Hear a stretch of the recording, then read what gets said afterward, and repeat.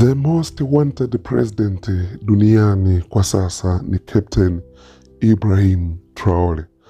Marekani wanamsaka, Uingereza wanamtafuta, Ufaransa wanamuinda, ili mradi tu wameondoa kichwa cha Ibrahim Traore ambaye anaonekana kuwaamsha Waafrika wengi. Lakini sio hivyo tu, lakini pia kutumia rasilimali za Burkina Faso kwa ajili ya raia wa Burkina Faso.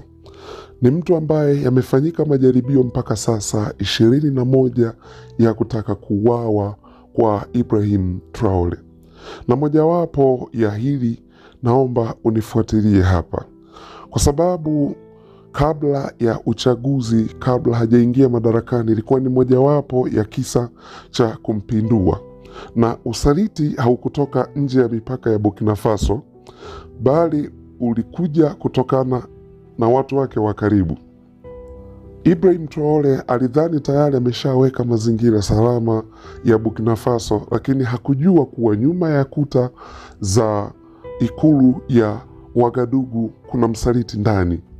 Na huyu msaliti ni rafiki yake wa karibu, ni miongoni mwa walinzi wake, mtu ambaye amekuwa pamoja naye, wamekuwa wakipigana vita pamoja. Siri za jeshi zikawa zinavuja. Wauaji kutoka nje ya Burkina Faso wakawa wanakaribia, na mpango wa kumuondoa ama kumuua ukawa uko karibu ama uko tayari umeshapangwa tayari. Kumbuka hii ilikuwa ni kabla ya uchaguzi, ambapo wana Burkina Faso waliandamana kuwa kusifanyike uchaguzi bali aendelee Ibrahim Traore kuiongoza Burkina Faso. Hii ndiyo hadithi ya vita vya chini kwa chini ambayo haijaongelewa, lakini mitego na pia vile vile kumuinda Ibrahim Traore. Kuwindwa na rafiki yake ambaye akawa ni kivuli cha watu wa magharibi kwa ajili ya kumuinda. Usiku ulikuwa mtulivu sana huko Wagadugu, na Ibrahim Traore akawa amesimama kwenye dirisha la ikulu akiangalia namna ambavyo umekuwa na ukimya. Lakini kuna kitu alikihisi ambacho sio salama. Akahisi kuna jambo ambalo linaendelea, na jambo hili si salama hakika. Maana kwa wiki kadhaa aliona kuna mambo ambayo yanaenda si ya kawaida, kwa sababu operation za jeshi zikawa zinakuwa exposed, na mikutano ya siri ambayo walikuwa wanaifanya ikawa inajulikana wanafanyia wapi, na maadui wakawa wanatokea katika maeneo ambayo hawakupaswa kutokea, kwa sababu haya yalikuwa ni maeneo ya siri. Walikuwa wanakuja ni kana kwamba wana ramani, lakini ramani hii aliyekuwa nayo ni Ibrahim Traore pamoja na watu wake wa karibu. Hili ndilo lililomfanya Traore akaanza kujiuliza kuna nini, lazima kuna jambo haliko sawa hapa. Hii haikuwa bahati mbaya, huu ulikuwa ni usaliti. Kuna mtu wa ndani anayevujisha taarifa za nini kinaendelea Burkina Faso. Alihisi kuna mtu wa karibu sana ambaye anavujisha hizi taarifa.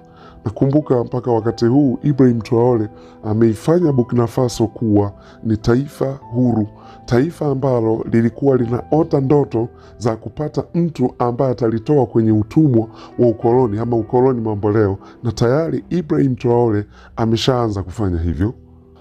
Amenyang'anya dhahabu kutoka kwa manyang'au na mabeberu, lakini amenyang'anya ardhi kutoka kwa watu wa nje, amewarudishia raia. Lakini kuna kitu ambacho hakiko sawa, alifili hicho kitu. Watu mpaka hapa wamekuwa na furaha kwa sababu wamempata mkombozi, lakini kumbuka wakoloni walikuwa bado wanaiwinda Burkina Faso kwa sababu ya utajiri wa rasilimali za Burkina Faso.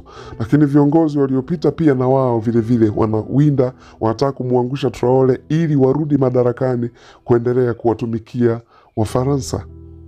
Hili likampa kuwaza sana Ibrahim Traore kuwa kuna mpelelezi hapa ndani aliyejivika suti na smile bandia au tabasamu bandia ambaye anawinda taifa hili la Burkina Faso, kwa sababu kumwangusha Traore sio kumwangusha yeye peke yake, ni kuiangusha Burkina Faso nzima na matumaini mazima ya watu wa Burkina Faso kwa hiki walichokipata.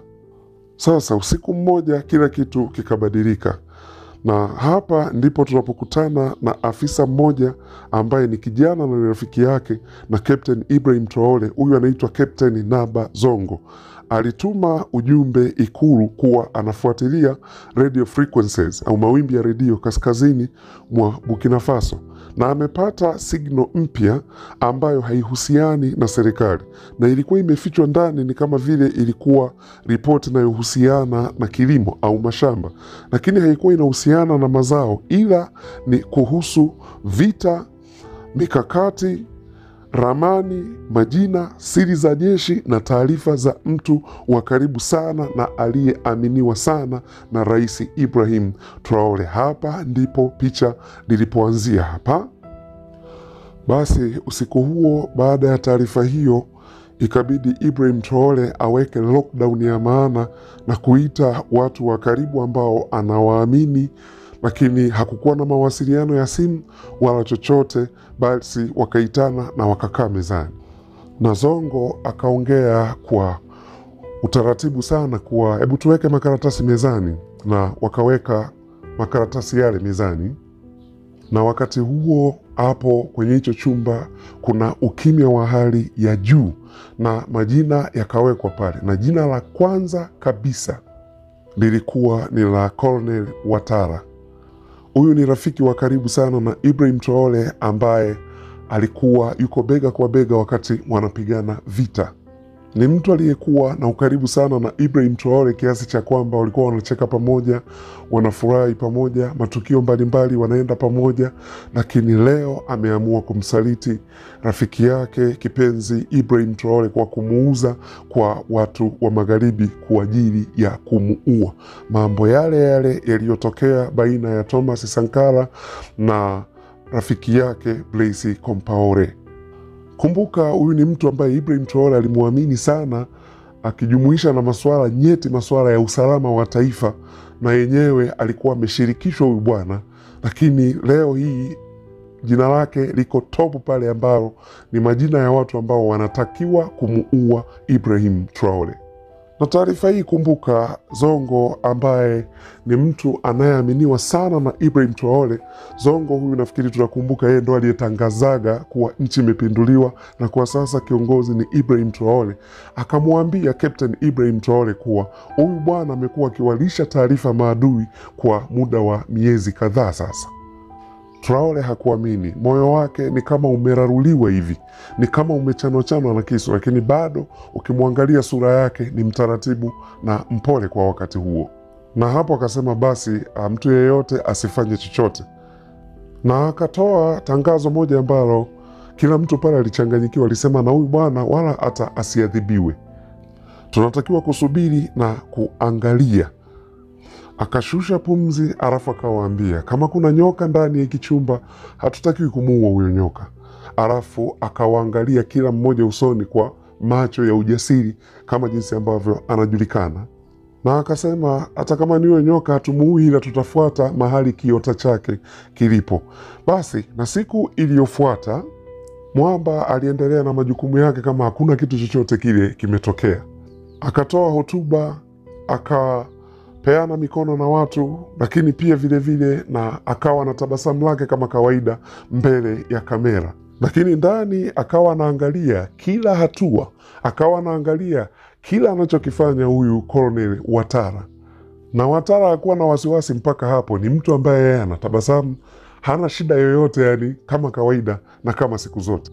Alijua ni yuko sawa. Ibrahim Traore hajajua chochote, yeye ni msafi, lakini asijue kuwa nyuma ya pazia ameshajulikana ni msaliti.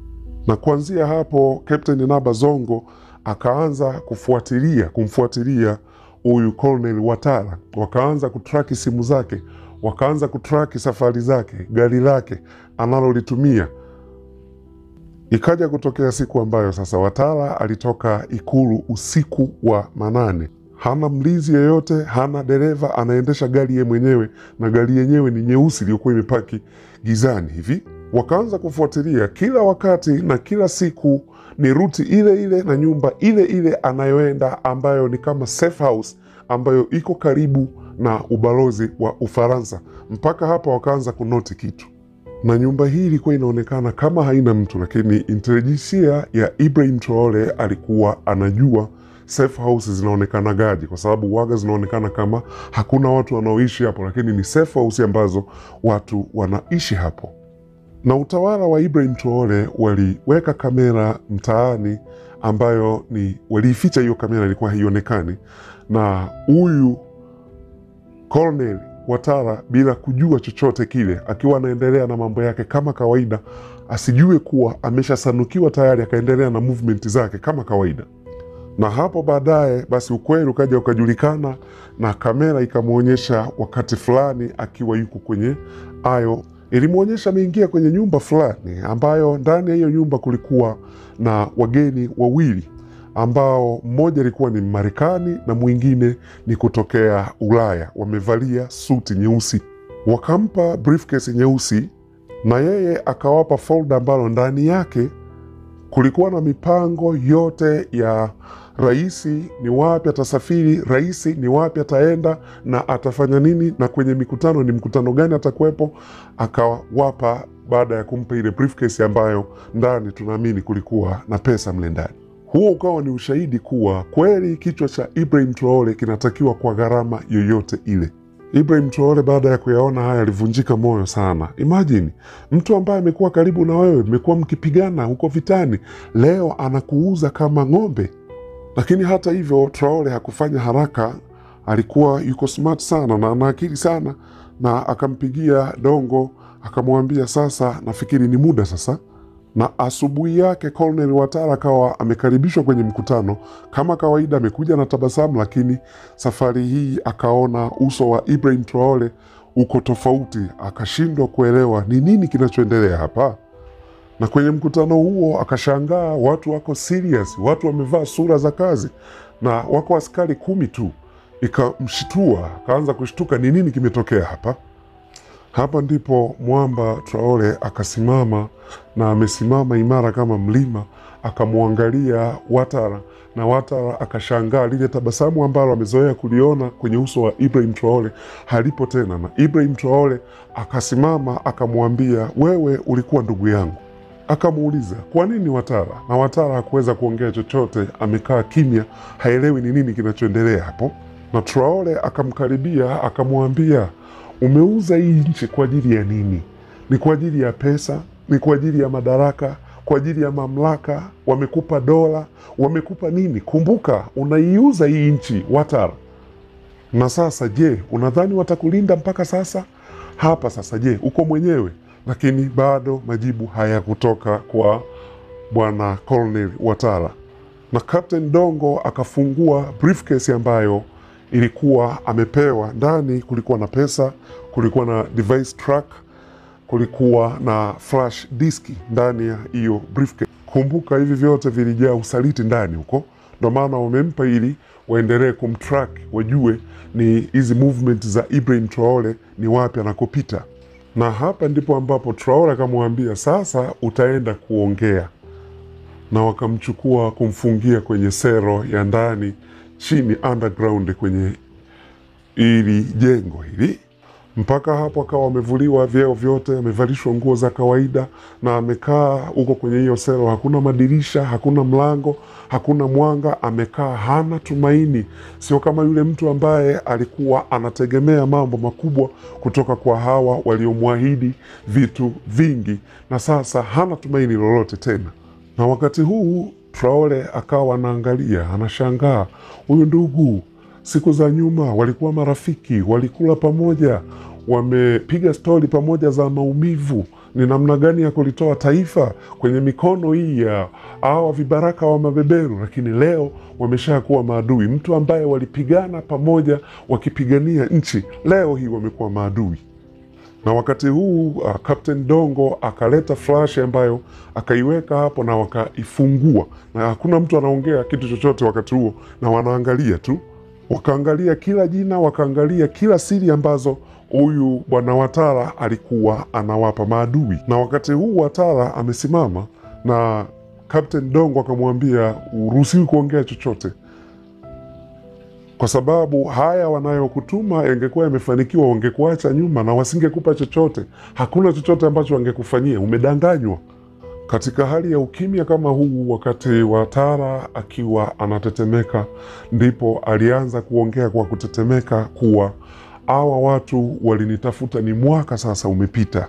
Wamarekani pamoja na Waingereza mwanzo walinitishia na baadaye wakanilipa pesa na wakaniahidi kunipatia nyumba huko Paris, Ufaransa, na ahadi za kupata nguvu kutoka UN, niwe na nguvu, niwe na lindwa na UN. Wakaniambia baada ya Ibrahim Traore kuanguka ama kufa, basi tunaitaka Burkina Faso tuweze kuirudisha mikononi mwetu, dhahabu na ardhi pia vile vile, usisahau rasilimali zingine pia. Na mimi niliwaamini, nikajua watanilinda. Angalia sasa, hapa niko peke yangu, hawapo. Hakika nimegundua kumbe walikuwa wananitumia vibaya. Haya ni maneno aliongea Colonel Watara. Na baadaye Ibrahim Traore akamsogelea na akamwambia kwa sauti ya chini, haukunisaliti mimi, ulisaliti Burkina Faso. Wamama wanaoishi maisha magumu kule vijijini, vijana ambao hawana ajira, watoto wanaoteseka na njaa, raia wanaokufa kutokana na ugaidi, ulisaliti Burkina Faso, haukunisaliti mimi. Na wakati huu Watara ameangalia chini, hawezi hata kumwangalia Traore. Akamwambia, nisamehe ndugu yangu, nimekosa. Na Traore naye akamwambia, utajibu kwa ulioyafanya, lakini kwanza kabla, hebu tusaidie hawa watu kustopisha mpango wao. Na hapa ndipo vikaanza vita vipya, vita vinavyopiganwa chini kwa chini kwenye giza. Vita ambavyo ni chini kwa chini, vita ambavyo ni vya uongo, lakini vita ambavyo vina uvumilivu mkubwa sana.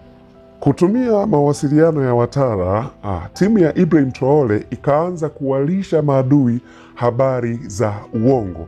Kumbuka, maadui mpaka hapa hawajashtuka kama huyu msaliti ambaye wanamtumia, huyu mpelelezi wao ameshakamatwa au ameshasanukiwa. Kila ujumbe ulikuwa ni mtego, na kila uongo ulikuwa ni silaha, na kila ukimya ndivyo ulivyokuwa unawaleta maadui kwenye mtego. Na mpaka hapa tayari Burkina Faso au Captain Ibrahim Traore hakuwa mawindo, ila yeye ndo alikuwa muwindaji sasa. Na katika vita hivi vinavyoendelea chini kwa chini, Traore alikuwa yuko normal kabisa, yuko kawaida na anaendelea na majukumu yake, na akifika mahali pa kutoa hotuba anatoa hotuba na anaendelea na mizunguko yake kama kawaida, kama hakuna kinachoendelea. Kumbuka, huyu ni kiongozi, sio tu ana silaha, lakini kiongozi mwenye malengo, kiongozi mwenye hakuwa tu analinda himaya yake, bali analinda ukweli na anawalinda watu pia. Mpaka hapa simba wa Afrika kawa ameamka na anaangalia mawindo yake kwa umbali akiwa amejificha kwenye kichaka. Traore alijua maadui wana nguvu na maadui wana pesa, hawezi kushindana nao, ni ukweli, lakini kwa awamu hii maadui hawa wamekuwa vipofu, yeye ndio anawawinda. Na mpaka wakati huu, kwa kutumia mawasiliano ya Watara, wakawa wametengeneza dokumenti ambazo ni fake, bandia, na wametengeneza zile route za kijeshi au ziara ambazo ataenda Ibrahim Traore ambazo ni feki, na kuwakabidhi wale maadui. Na hawa wapelelezi kutoka nje wakameza kila taarifa, wasijue kuwa ni mtego wanategwa, huku wakiamini kuwa Watara bado alikuwa ni wakwao. Colonel Watara bado alikuwa ni mtu wao. Ambalo hawakulijua ni kuwa Watara amekamatwa na ameminywa, yeye ndo wanampa taarifa za kuwapa maadui. Na mpaka hapo Captain Dongo akawa anaendesha hii operation kutokea kwenye Wizara ya Mambo ya Ndani, chini kwa chini na kimya kimya. Na mpaka hapo kila usiku Ibrahim Traore akawa anakuja kwenye hiki chumba na wanapanga, wanaendelea na mambo mengine wakiendelea kuyaweka sawa kwa ajili ya kuwakamata maadui. Na muda ukawadia ambapo our foreign agents wakiwa wanatumia code name ya Reed wakawa wanawasiliana sasa na Watara. Na huyu ambaye alikuwa anawasiliana na Watara akajisema yeye mwenyewe kuwa ni mshauri wa masuala ya kilimo. Lakini ujumbe ulikuwa uko clear kuwa wako tayari kwa tukio linalofuata. Na mkutano ukawa umeandaliwa katika usiku unaofuata, usiku wa manane, kwenye ile safe house ambayo iko karibu na French Embassy, ambayo iko karibu na ubalozi wa Ufaransa. Hapa Ibrahim Traore alishangaa sana, na usiku huo ambao ni usiku wa manane walikuwa wamepanga kitu kibaya sana, kwa sababu walikuwa wamepanga wakutane huko kwenye hiyo safe house. Na baadaye huyu Watara akaenda huku, maiki ndogo ikiwa imefichwa chini ya kola yake kwa ajili ya kumsikiliza ni nini kinachoongelewa huko ndani kwenye ile safe house. Na Ibrahim Traore akaamuru hii operation iwe operation ya kimya kimya kwenda kwenye hiyo safe house. Na ndani ya hii safe house Bwana Reed pamoja na agent mwingine kutokea Ulaya walikuwa wanamsubiri Bwana Colonel Watara. Na hawa wakamuuliza Watara, umekuwa kimya sana mzee. Vipi, labda rais ameshitukia huu mpango au ni nini? Na Watara kwa ujasiri akajibu kabisa kuwa hapana, rais ananiamini sana mimi, hawezi akashtukia chochote kile, huku akidanganya. Na akawaambia nimewaletea document zingine, huku akiwapa zile document fake ambazo bwana Captain Dongo ameziform yeye. Na Reed akasoma kwa ukaribu na kwa sauti ya chini akasema, sasa nafikiri tuko tayari na tunahitaji sasa kutimiliza mpango hapa. Huu ndio wakati wetu, na rais lazima aanguke, rais lazima tumuue kabla ya uchaguzi hujatokea. Kumbuka, nje ya hii safe house Ibrahim Traore yuko na timu yake na wanasikiliza kila kitu ambacho huyu Colonel Watara anaongea na bwana Reed pamoja na huyu agent mwingine kutokea huko Marekani.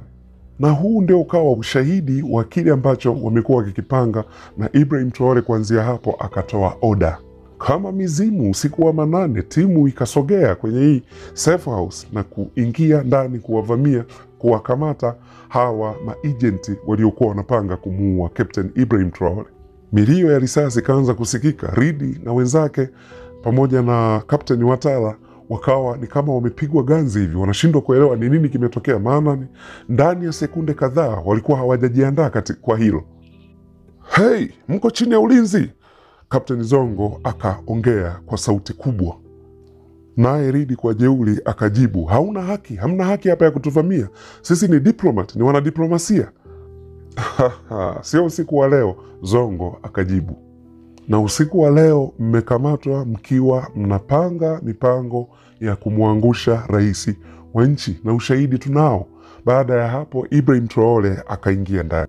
Hana mlinzi yeyote na hana silaha yoyote, ameingia kama alivyo. Na Reed akamwangalia, halafu kwa kiburi akamuuliza Ibrahim Traore, unafikiri umeshinda hivi vita? Na Ibrahim Traore akamwangalia bila kuwa na wasiwasi wowote usoni, akamwambia, hapana, sijashinda vita, ila ni Burkina Faso imeshinda hivi vita. Na baada ya hapo ulimwengu ukawa umesimama na taarifa zimeenea kila mahali kuwa foreign agents ambao walijidai kuwa ni wanadiplomasia, lakini wamekamatwa wakiwa wanapanga mapinduzi ya kumpindua rais.